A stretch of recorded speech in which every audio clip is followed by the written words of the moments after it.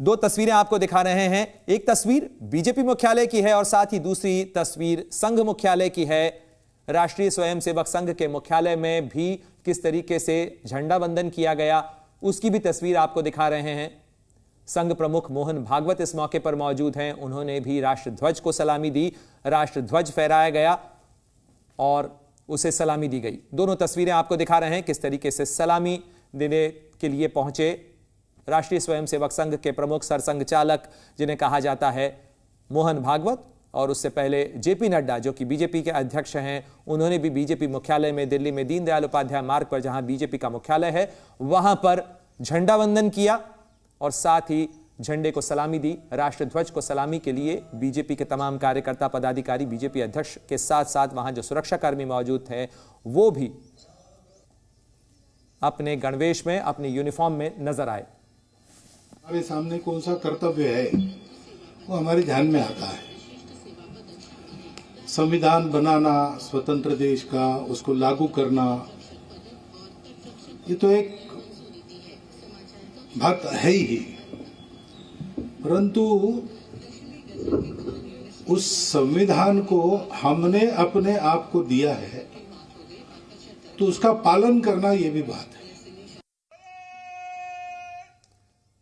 तो ये तस्वीरें आपको दिखा रहे हैं राष्ट्रीय स्वयंसेवक संघ मुख्यालय की नागपुर की ये तस्वीरें हैं जहां पर संघ प्रमुख मोहन भागवत ने झंडा वंदन किया और साथ ही झंडे को सलामी भी दी। राष्ट्रध्वज को सलामी की तस्वीरों के बाद मीडिया कैमरों के सामने आए संघ प्रमुख मोहन भागवत ने कहा कि संविधान हमारा है, हमने अपने आप को दिया है, क्योंकि संविधान की जो प्रस्तावना है, प्रियम्बल है, वो कहती है हम भारत के लोग अपने को यानी भारत को एक संवैधानिक राज्य बनाने का, गणराज्य बनाने का की घोषणा करते हैं और हम हर क्षेत्र में आगे बढ़ रहे हैं। ये मोहन भागवत ने कहा संविधान लागू करना सरकार का काम है, लेकिन संविधान का पालन करना हर भारतीय नागरिक का कर्तव्य है, क्योंकि संविधान भारत के लोगों का बनाया हुआ संविधान है जिसे भारत के लोगों ने अंगीकार किया है, उसे स्वीकार किया है और ये कर्तव्य पालन का भी क्षेत्र है।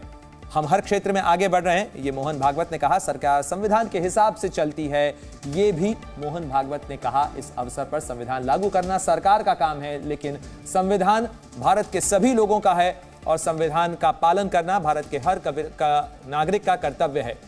तो ये तमाम बड़ी बातें मोहन भागवत की तरफ से क्या कुछ कही गई वो हमने आपको सुनवाई। डॉक्टर बाबा साहब ने ही कहा था कि संविधान का व्यवहार ये महत्वपूर्ण बात है। तो आज का हमारा जो दिवस संपन्न करते हैं, हम प्रतिवर्ष करते हैं, सारे देश में सब लोग संपन्न करते हैं और उसके चलते एक वातावरण उत्पन्न होता है। जैसे सब देश एक मन हो जाता है, सब लोग तिरंगा फहराते हैं, सब लोग कार्यक्रम देखने जाते हैं, दिल्ली का कार्यक्रम टीवी पर देखते हैं। जैसे 22 जनवरी को एक वातावरण उत्पन्न हुआ, वैसा इस दिन भी वातावरण उत्पन्न होता है, परंतु वो एक दिन के लिए मर्यादित रहे ये अपेक्षित नहीं है, क्योंकि ये गणराज्य दिवस है। तो देश आज 75वां गणतंत्र दिवस मना रहा है। राष्ट्रपति द्रौपदी मुर्मू कर्तव्य पथ से गणतंत्र दिवस परेड की सलामी लेंगी। गणतंत्र दिवस के अवसर पर फ्रांस के राष्ट्रपति इमैनुअल मैक्रों मुख्य अतिथि के तौर पर शामिल होंगे। परेड में भारत की सांस्कृतिक विरासत, एकता, प्रगति, नारी शक्ति और सैन्य शक्ति की झलक देखने को मिलेगी। गणतंत्र दिवस परेड सुबह 10:30 बजे शुरू होगी और लगभग 90 मिनट तक यह परेड चलेगी। इससे पहले कल राष्ट्रपति द्रौपदी मुर्मू ने देश को संबोधित भी किया। प्रधानमंत्री नरेंद्र मोदी सबसे पहले नेशनल वॉर मेमोरियल जाएंगे और शहीदों को श्रद्धांजलि देंगे आज के कार्यक्रम में। और इन 6 तस्वीरों में आप देख सकते हैं कि किस तरीके से गणतंत्र दिवस को लेकर राजधानी में हलचल तेज है। कर्तव्य पथ पर कुछ देर बाद आपको यह तस्वीर नजर आएगी।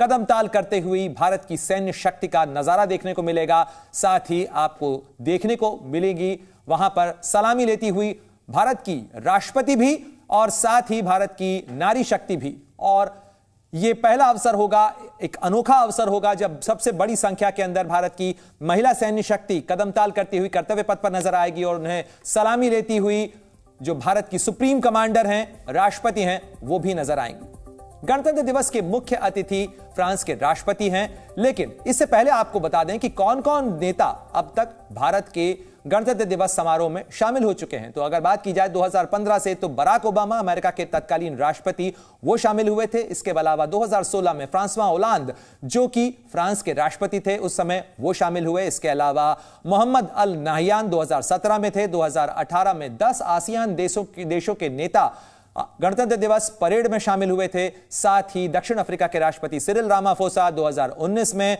और साथ ही जायर बोल्सोनारो जो कि ब्राजील के राष्ट्रपति थे 2020 में, वो शामिल हुए। इसके अलावा अब्दुल फतेह अल सीसी मिस्र के राष्ट्रपति 2023 के अंदर गणतंत्र दिवस के खास मेहमान थे। और 2024 में इमानुएल मैक्रों जो कि फ्रांस के राष्ट्रपति के तौर पर